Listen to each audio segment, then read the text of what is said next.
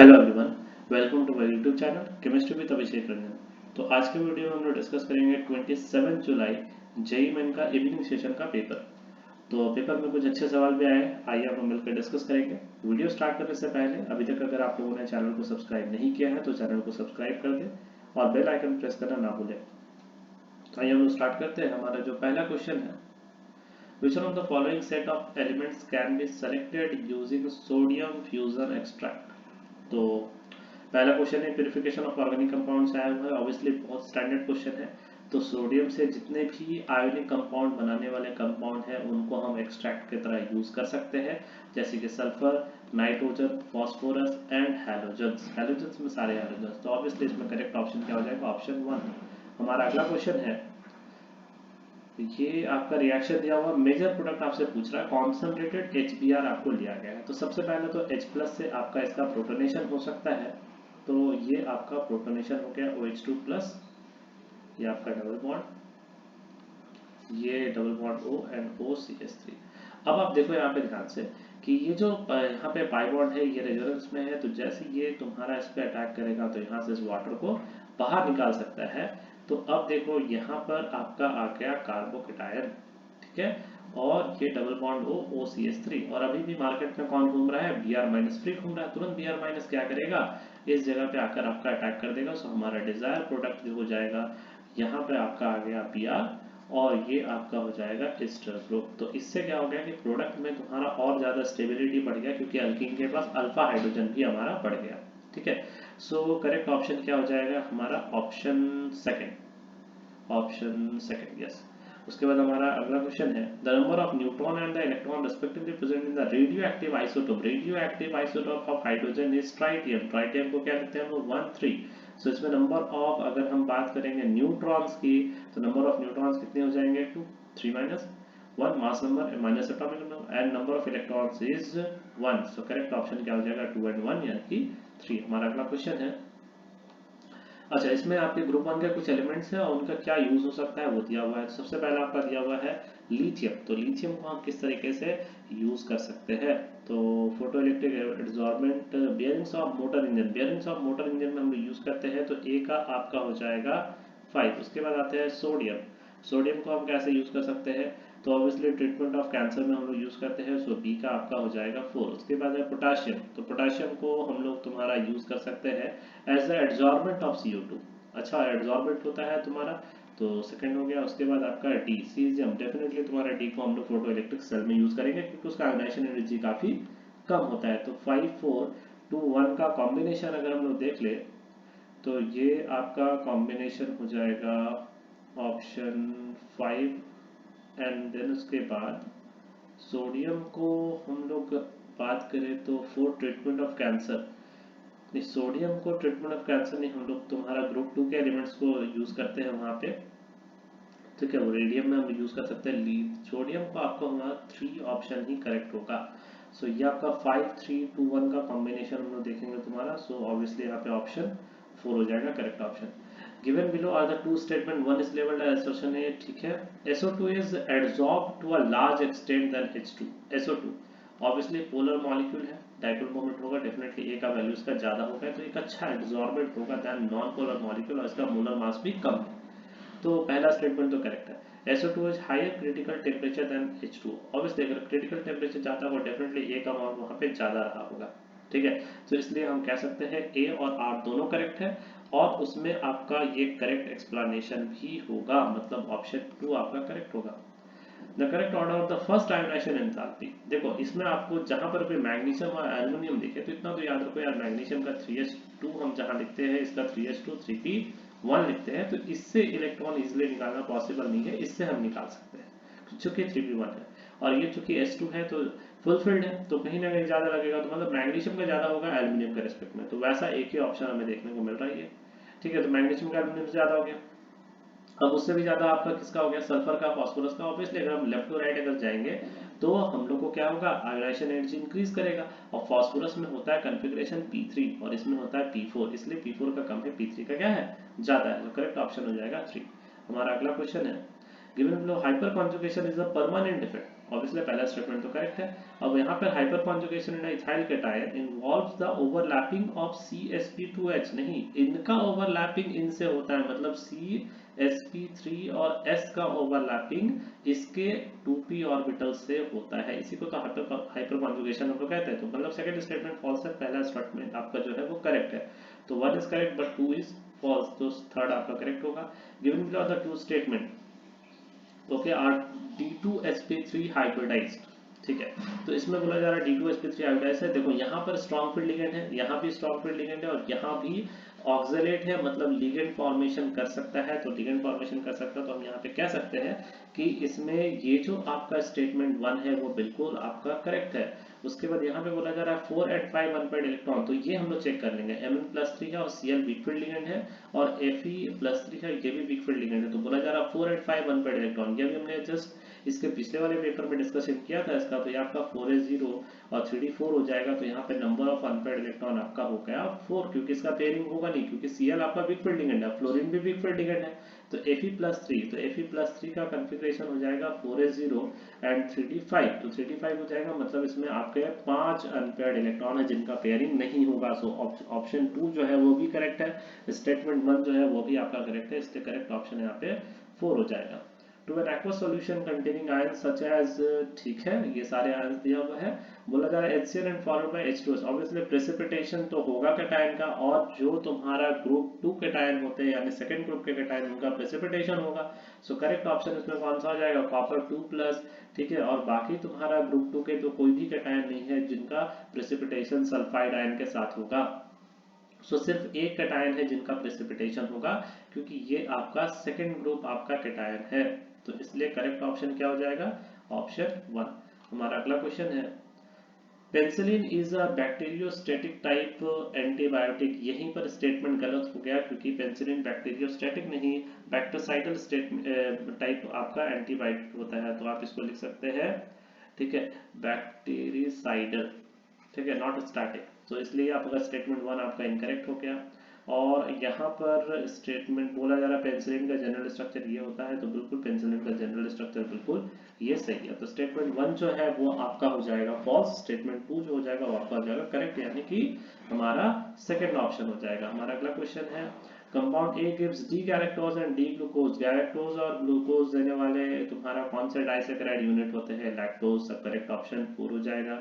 हमारा अगला है RCN है, डाइमल H यूज किया जा रहा है, ध्यान से देखो, डाइमल H पार्शियल क्या करता है, उसका रिडक्शन करेगा। तो ये क्या हो जाएगा, RC डबल बॉन्ड, ठीक है, RCH डबल बॉन्ड, आप यहाँ पे NH लिख सकते हो। उसके बाद जब आप इसका हाइड्रोलिसिस करते हो तो आपको क्या मिलता है, RCH। सो करेक्ट ऑप्शन क्या हो जाएगा यहाँ पे, ऑप्शन 3।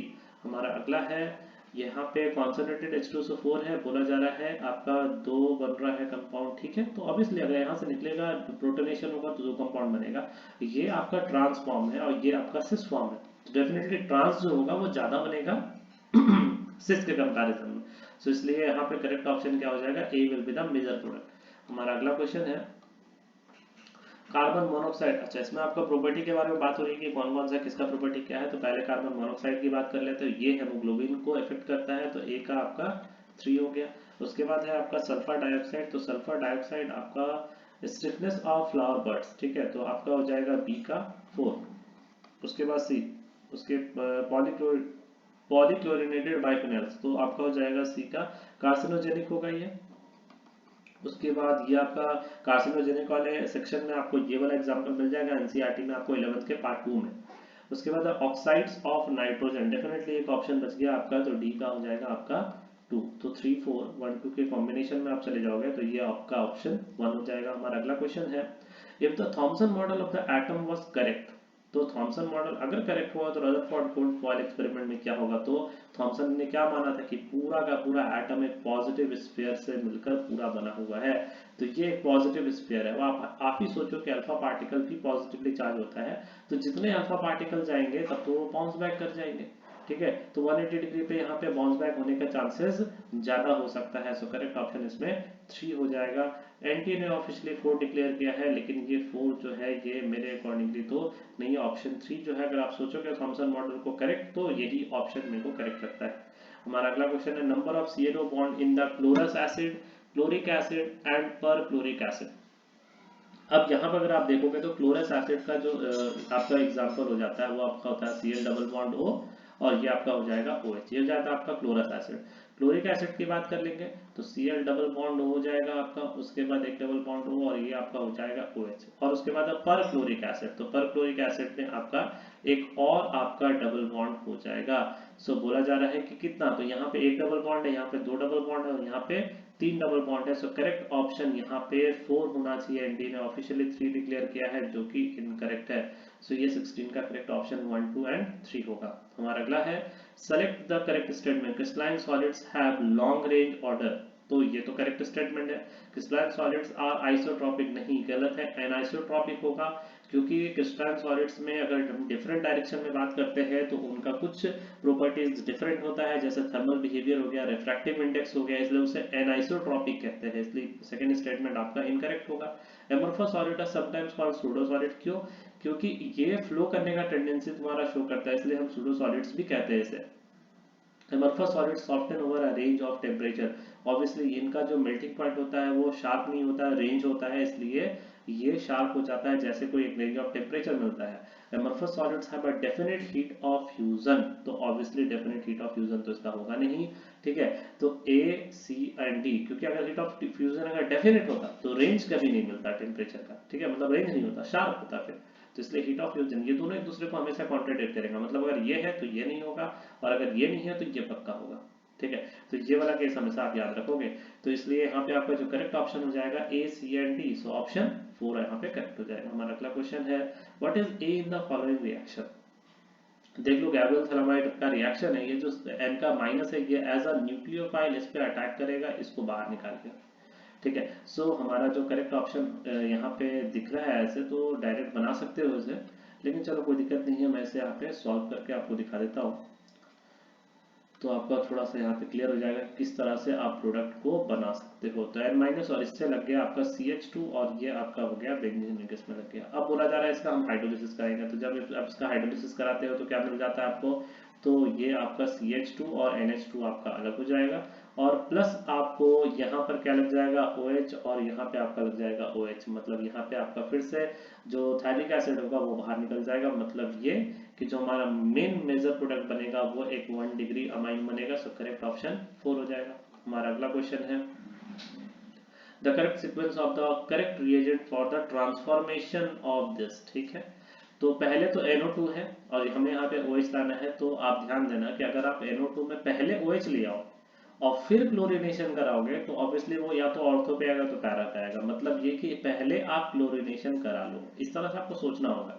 तो पहले आपने क्या करा दिया, इसका क्लोरीनेशन करा दिया, तो जब आप क्लोरीनेशन करा दोगे, ठीक है, Cl2 और FeCl3 में, तो डेफिनेटली अब क्या हो जाएगा, पैरा पे आपको क्या दिखने लगेगा, Cl। अब आप इसका रिडक्शन करके तुम्हारा ले आओ, तो जब आप इसका रिडक्शन कर दोगे तो रिडक्शन का कोई भी रिएजेंट हो सकता है, तो यहाँ पे आ जाएगा आपका NH2। अब ऑब्वियसली यहाँ पे OH लाने का एकमात्र तरीका होता है कि आप इसका डाइल्यूटाइजेशन कर दो, तो NaNO2 HCl एंड वाटर भी ले सकते हो, तो ये आपका हो जाएगा आपका N2 प्लस Cl माइनस। और अगर मेजर प्रोडक्ट की बात करोगे बच्चे तो डायरेक्ट तो यहाँ पे लिख ही सकते हो, लेकिन अगर फिर भी आप वाटर लोगे, हाइड्रोलिसिस करा लोगे, तो यहाँ पे आपका OH और ये आपका Cl। सो सीक्वेंस तो ये होना चाहिए, तो अब सीक्वेंस हम लोग चेक कर रहे हैं, तो कौन सा सीक्वेंस है, पहला ही बोल रहा है रिडक्शन, तो ये पॉसिबल नहीं है, यहाँ पर भी रिडक्शन पॉसिबल नहीं है। देखो पहले यहाँ पे आपका क्लोरीनेशन कराया गया, फिर रिडक्शन कराया गया, फिर NaNO2, फिर H2O, मतलब ये आपका सीक्वेंस करेक्ट है। हमारा अगला क्वेश्चन है the addition of silica during the extraction of the copper. हमें पता है कि जो कॉपर होता है, कॉपर के जो ओर होते हैं लाइक COS, उसमें हम लोग को FeS2 का भी हम लोग को एक इम्प्योरिटी मिलता है, तो जब हम इसमें सिलिका ऐड कर देते हैं SiO2, तो हम क्या करते हैं, इस आयरन को एज अ इम्प्योरिटी बाहर निकालने के लिए सिलिका ऐड करते हैं और FeSiO3 का फॉर्मेशन होता है, ठीक है। तो हम आयरन को एज अ सिलिकेट जो है वो हम बाहर निकाल देते हैं, इसलिए ऑप्शन जो 2 होगा वो यहाँ पे करेक्ट होगा। हमारा अगला क्वेश्चन है the equilibrium constant for the reaction is this, ठीक है। देखो ध्यान से, ये सॉलिड सॉलिड है, मतलब अगर आपने इसका तो कुछ प्रेशर होगा नहीं, तो इक्विलिब्रियम पे इसका प्रेशर अगर हमने मान लिया हमारा P, ठीक है, तो क्या लिखेंगे, P to the power 1/2 is equals to Kp, Kp की वैल्यू 4 दे रखी है, तो यहाँ से हम जो P का वैल्यू है वो हम क्या लिख लेंगे, तो P का वैल्यू आपका हो जाएगा P 1/2 है, तो दोनों तरफ अगर आप स्क्वायर कर दोगे तो ये आपका हो जाएगा 16। तो यहाँ पे हमें पार्शियल प्रेशर, अच्छा कोफिशिएंट हाफ है तो हम इसे क्या लिख सकते हैं डायरेक्टली, तुम्हारा P/2 भी लिख सकते हैं, तो P/2 हमने कर दिया। और उसके बाद अगर हम मान लो कि Kp का अगर आप एक्सप्रेशन लिखते हैं तो आप डायरेक्टली ऐसे भी लिख सकते हो, इतना ज़्यादा भी सोचने का नहीं, डायरेक्ट आप ऐसे कर दो। Kp क्या है, डेफिनेटली अगर आप Kp का एक्सप्रेशन लिखते हो तो आप लिखते हो partial pressure of O2 to the power half लिखते हो, ठीक है। अब यहाँ पे Kp का वैल्यू 4 दे रखी है, तो जब आप दोनों तरफ स्क्वायर कर लोगे तो क्या हो जाएगा, तो ये 4 का square is equals to partial pressure of O2। तो यहाँ पे पार्शियल प्रेशर ऑफ O2 कितना हो जाएगा 16, ठीक है। डायरेक्ट बिना कोई इतना सोचने की जरूरत नहीं है। अब यहाँ पे डायरेक्ट सॉलिड इनको हमने यहाँ पे दिखा ही नहीं, क्योंकि सॉलिड का कोई कंट्रीब्यूशन प्रेशर पे होता नहीं है, प्योर लिक्विड का होता नहीं है, तो इसलिए यहाँ पे करेक्ट ऑप्शन क्या हो जाएगा 16 atm। हमारा अगला है when 400 ml of 0.2 m H2SO4 solution is mixed with 600 ml of, ये एक अच्छा क्वेश्चन है जो मैंने स्टार्टिंग में कहा था कि कुछ एक दो अच्छे सवाल है। तो H2SO4 है, इसको हमने NaOH के साथ मिक्स किया, तो आप देखो H2SO4 के कितने मिली इक्विवेलेंट यहाँ पे प्रेजेंट है, तो 400 into 0.2 into 2 यानी कि 160 यहाँ पे मिली इक्विवेलेंट क्या प्रेजेंट है, H प्लस प्रेजेंट है। और अगर आप NaOH की बात करोगे तो ये आपका 60 मिली इक्विवेलेंट OH माइनस प्रेजेंट है। ऑब्वियसली न्यूट्रलाइजेशन तो 60 का ही होने वाला, 100 तो बच जाएगा। तो हम जो न्यूट्रलाइजेशन से जो हिट निकलेगा हम उसके बारे में बात करेंगे।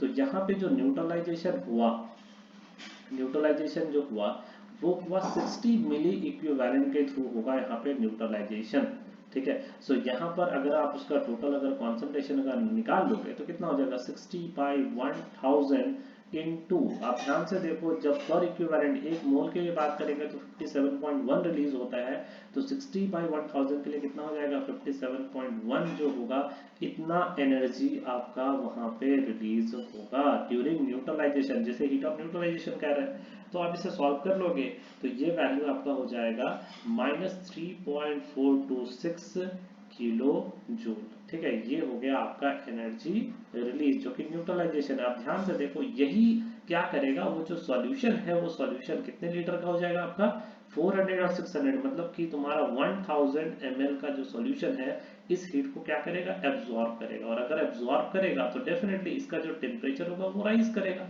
वही राइज इन टेम्परेचर हमें निकालना है, तो हम क्या लिख सकते हैं direct Q is equals to ms delta T, कितना हीट एब्जॉर्ब करेगा जितना इसने रिलीज किया, यानी 3.426 किलो जूल इंटू 10⁻³ मास। अब यहाँ पे हम क्या करेंगे, वाटर का ही मास मान लेंगे। तो टोटल तुम्हारा 1000 ml सॉल्यूशन है, तो हम मान लेंगे तुम्हारा 1000 ग्राम वाटर मान लेंगे, डेंसिटी वाटर का 1 ग्राम दिया हुआ है। यहाँ लिख रहा है no change in volume of solution on mixing, मतलब ये कि किसी भी तरह का कोई तुम्हारा जब दोनों को मिक्स कर रहे हैं तो ना कॉन्ट्रैक्शन हो रहा है ना एक्सपेंशन हो रहा है, तो 1000 हमने मान लिया इंटू स्पेसिफिक हीट दे रखा है 4.18 इंटू डेल्टा टी। तो जब आप इसे सॉल्व करोगे तो डेल्टा टी के वैल्यू हो जाएगी 81.96 इंटू 10⁻², मतलब आप लिख सकते हो राउंड ऑफ करके 82 टू 10⁻²। सो करेक्ट ऑप्शन यहाँ पे क्या हो जाएगा आपका 82। हमारा अगला क्वेश्चन है 2SO2 plus O2, the above reaction is carried out in a vessel starting with a partial pressure of PaSO2 250, okay। यहाँ पे आपको 250 दे रखा है, O2 का आपको 750 दे रखा है। अब आपको ये पता है कि यहाँ पे डेफिनेटली एक लिमिटिंग का केस लग सकता है, तो लिमिटिंग का केस देखेंगे क्या लग रहा है, ठीक है। तो आप ध्यान से देखो यहाँ पे, तो बोला जा रहा है आपको कि जो ये 250 यहाँ पे 2SO2 जो है इसका आपको बोला जा रहा है 250 लिया गया है, और ऑक्सीजन का आपको बोला जा रहा है 750 लिया जा रहा है, तो डेफिनेटली ये लिमिटिंग रिएजेंट होगा।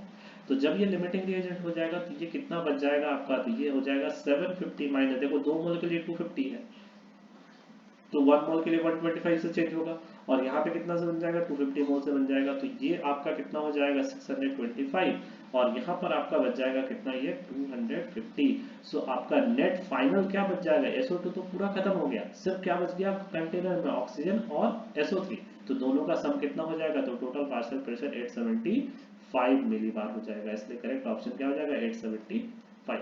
हमारा अगला क्वेश्चन है 10 ml of 0.05 m KMnO4 solution was consumed in a titration oxalic acid बोलना, चलो ठीक है। तो मिली इक्विवेलेंट जो है हम KMnO4 का ये इक्वेट कर देंगे तुम्हारा milliequivalent of oxalic acid H2C2O4, और ध्यान से देखो यहाँ पे डाइहाइड्रेट सॉल्यूशन लिखा है यानी 2H2O, तो अब देखो मिली इक्विवेलेंट के MnO4 का क्या लिखेंगे, 10 इंटू 0.05। हमें पता है कि MnO4 माइनस जो है वो किसमें बदल रहा होगा, Mn+2 में, और जो C2O4 2 माइनस है ये आपका CO2 में बदल रहा होगा। तो n फैक्टर दोनों का पता चल गया। तो हम क्या लिख सकते हैं यहाँ पे, तो हमने लिखा 10 into 0.05 into 5 is equals to milliequivalent. यहाँ पे क्या हो जाएगा आपका, तो ये हमने लिख दिया तुम्हारा 10 इंटू एक्स इंटू 2। तो यहाँ से हमारा x का जो वैल्यू आ जाएगा वो कितना हो जाएगा आपका 0.25/2 यानी 0.125। तो इतना हमने निकाल दिया कॉन्सेंट्रेशन। अब हमें निकालना क्या है इसका, तो हमें निकालना है स्ट्रेंथ, निकालना है इसका। ठीक है, तो स्ट्रेंथ के लिए क्या करेंगे हम लोग, तो इतना मोल्स पर लीटर होता है, मतलब मोल्स को हम कन्वर्ट कर देंगे किसमें, ग्राम में। तो कितना हो जाएगा ये 0.125 इंटू इसका मोलर मास कर लेंगे, तो H2C2O4 का मोलर मास होता है 90 और प्लस डाइहाइड्रेट है मतलब कि तुम्हारा 36 से मल्टीप्लाई कर देंगे तो ये आपका ग्राम पर लीटर आ जाएगा। तो ये आपका आ जाएगा 15.75। ठीक है, सो आप इसको क्या लिख सकते हो, 1575 इंटू 10⁻²। सो करेक्ट ऑप्शन हो जाएगा 1575। हमारा अगला क्वेश्चन है the total number of electrons all bonding molecular orbital. तो बॉन्डिंग मॉलिक्यूलर ऑर्बिटल तो कन्फिगरेशन कर लेंगे, तो sigma 1s2 sigma star 1s2 sigma 2s2 sigma star 2s2, उसके बाद आपका सिग्मा 2pz2, उसके बाद pi 2px2 equals to pi 2py2, and then उसके बाद आपका हो जाएगा pi star 2px2 equals to pi star 2py2। और 2 electron bonding, 4 electron, 6 electron, 8 electron, 10 electron, तो 10 इलेक्ट्रॉन आपके बॉन्डिंग के हो जाएंगे। सो करेक्ट ऑप्शन हो जाएगा आपका 10। हमारा अगला क्वेश्चन है 3 मोल्स ऑफ मेटल कॉम्प्लेक्स। यहाँ पे COEN2 नहीं होगा, ये COEN थ्राइस है। तो ये आपका मेटल कॉम्प्लेक्स दिया हुआ है और इस मेटल कॉम्प्लेक्स को बोला जा रहा है 3 मोल्स ऑफ सिल्वर क्लोराइड के साथ ट्रीट कराया जा रहा है। ठीक है, तो अब ध्यान से देखो कि जब आप इसका ट्रीटमेंट करा दोगे CON थ्राइस का, तो ये आपका CON थ्राइस हो गया। ठीक है, तो अभी यहाँ पे 3 मोल का आपको AgCl का प्रेसिपिटेट मिल रहा है, मतलब ये तीनों क्लोरीन क्या रहा होगा, बाहर रहा होगा। तभी तो जब आप इसको एक्सेस AgNO3 से कराओगे तो आपको AgCl का प्रेसिपिटेट मिल जाएगा यहाँ पे। तो 3 मोल AgCl प्रेसिपिटेट मिलने के लिए ये चीज आपका कंपलसरी है, मतलब CON आपका थ्राइस जो है ये करेक्ट आपका होगा। तो आप देखो कोवैलेंट के रेस्पेक्ट में सेकेंडरी कोवैलेंस यानी उसके कोऑर्डिनेशन नंबर कितनी हो जाएगी, टोटल 6 का हो जाएगा, इसलिए करेक्ट ऑप्शन क्या हो जाएगा 6। हमारा अगला question, in a solvent 50% of an acid HA dimerises and the rest dissociates the van't Hoff factor of the acid is. तो आप यहाँ पे देखो ध्यान से, HA जो है बोला जा रहा है 50% पहले डिसोसिएट कर गया। ठीक है, तो 50% डिसोसिएट कर गया तो H+A- अगर मान लो हमने इसका 1 मोल माना तो उस समय 0 होगा। अब ये हाफ, ठीक है, डिसोसिएट कर गया तो ये आपका हाफ और ये हाफ। तो अब देखो ये जो रेस्ट बच गया आपका हाफ, ठीक है, ये बोला जा रहा है कि अब डाइमराइज कर जाएगा, मतलब इसका 2HA जो हो जाएगा वो HA का ट्वाइस बना लेगा। तो अगर आपने इसका हाफ ले रखा है तो 2 मोल के लिए हाफ होगा, तो 1 मोल के लिए कितना हो जाएगा 1/2/2 यानी कि 1/4। अब आप देखो एसोसिएशन और डिसोसिएशन के बाद टोटल मोल्स कितने हैं, तो टोटल मोल्स आपका हो जाएगा हाफ प्लस 1/4। अब बिफोर कितना होगा 1, तो कितना हो जाएगा बच्चे 1 प्लस और ये 0.25 यानी कि 1.25। तो कितना हो जाएगा ये 125 इंटू 10⁻²। Correct option 125। हमारा अगला क्वेश्चन है the dihedral angle in a staggered form of the Newman projection of the 111 trichloroethane, यानी कि ये तुम्हारा दिया हुआ है क्लोरीन इसमें दिया हुआ है और इसका आपको बोला जा रहा है स्टैगर्ड फॉर्म में क्या होगा इसमें एंगल। तो ये आपका हो जाएगा Cl ये आपका H क्लियरली एंगल देख सकते हैं कितना डिग्री आपका हो जाएगा 60 डिग्री। हमारा अगला क्वेश्चन है for the reaction first order reaction A to 2B 1 mole of reactant A gives 0.2 moles of B after 100 minute. Okay, ठीक है, अब देखो यहाँ पे ध्यान से A से आपका 2B का फॉर्मेशन हो रहा है, तो जब आप इसका 1 मोल ले रहे हो तो उस समय तो 0 होगा, फिर बाद में बोल रहे हैं 0.2 मोल बना हुआ है। तो जब ये 0.2 मोल कब बनेगा, ये 0.2 मोल तब बनेगा जब तुम्हारा यहाँ पे 0.1 का चेंज हुआ होगा, मतलब ये कितना बच गया होगा 1.9। ठीक है, ये घटा होगा तभी तो 1 माइनस 0.1 से घटा, तब तो 0.2 से यहाँ पर बन गया ये, यानी 1.9 बच गया होगा। तो अब सबसे पहले तो k निकाल लो आप यहाँ पे, तो k की वैल्यू कितने हो जाएगी 2.303 बाई टी 100 मिनट बोल रहा है इनटू लॉग इनिशियल कितना था 1। ठीक है, एंड बोला जा रहा है कितना बच गया आपका यहाँ से, तो 1 माइनस ये आपका हो जाएगा 1.9। ठीक है, तो ये आपका इनिशियल आपका 1 मोल था, उसके बाद बोला जा रहा है कि बाद में जो है सॉरी 0.1 जब माइनस हो जाएगा तो ये 0.9 हो जाएगा, सॉरी माइनस टेक, तो ये 0.9। तो ये आप जब आप इसको सॉल्व कर लोगे के की वैल्यू को तो आ जाएगी 0.00111515। अब आप यहाँ से क्या निकाल लो टी हाफ, तो टी हाफ की वैल्यू 0.693 बाई 0.00111515, तो ये आपका हो जाएगा 601.8। और नियरेस्ट इंटीजर में बात करोगे तो 602 आंसर होना चाहिए, मगर ऑफिशियली आंसर एनटीए ने 300 डिक्लेयर किया है, तो कहीं ना कहीं ये डाउट है। सो मेरे अकॉर्डिंग 600 टू 700 होना चाहिए, और करेक्ट ऑप्शन आप यहाँ पे 602 लिख सकते हो। हमारा अगला है for the cell reaction this, ठीक है, सेल पोटेंशियल दिया हुआ है, लेकिन इसका देखो आप ध्यान से डाटा नहीं दिया हुआ है ई नॉट निकालने के लिए, पहले यानी पहले आपको ई नॉट निकालना होगा, ठीक है। तो सबसे पहले हम लोग लिखेंगे E cell is equals to E naught cell minus 0.0591 को 6 मान लेते हैं हम लोग, और इनटू तुम्हारा हो जाएगा 2 इंटू लॉग ऑफ क्या हो जाएगा, देखो प्रोडक्ट में कितना है 0.1, और ये कितना हो जाएगा माइनस 2 टू पावर 2।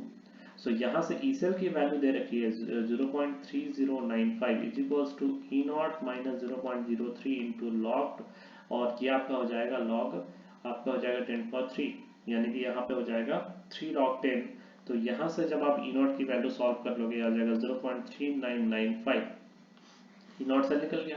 अब इसको सेकंड पार्ट में लगा देना, इस वाले पार्ट में कॉन्सेंट्रेशन देखो चेंज कर रहा है, तो यहाँ से ई सेल क्या हो जाएगा, तो ई सेल हो जाएगा 0.3995 minus 0.06 by 2 into log of, यहाँ पे कॉन्सेंट्रेशन 10⁻², और यहाँ पे आपका हो जाएगा 10⁻³ टू द पावर ट्वाइस, क्योंकि रिएक्शन लिखोगे तो Ag प्लस में क्या आ जाएगा 2 आ जाएगा ना। देखो मैं नेट रिएक्शन यहाँ पे लिख ही देता हूँ ताकि कोई कंफ्यूजन नहीं होना चाहिए। CuC प्लस और ये आपका Ag प्लस, और इसके कॉन्सेंट्रेशन 0.001 दे रखी है, तो यहाँ पे कॉपर 2 प्लस, इधर 0.01 है, और प्लस आपका 2Ag, तो आप देख लो यहाँ पे Ag के कोफिशिएंट में आपका 2 यहाँ पे दिख रहा है, ठीक है। सो ये आपका इसलिए मैंने यहाँ पे 2 लिख दिया। अब आप इससे सॉल्व कर लोगे तो ये आपका हो जाएगा 0.2795। सो अप्रोक्सीमेटली लिख सकते हो आप क्या, तो 28 into 10⁻² volt. So correct option क्या हो जाएगा आंसर 28। तो ये हमारा हो गया कंप्लीट वीडियो सॉल्यूशन तुम्हारा इस सेशन के पेपर का, ठीक है। तो अगले लेक्चर में हम लोग तुम्हारा फिर देखेंगे तुम्हारा अगले पेपर का discussion. Okay, thank you so much.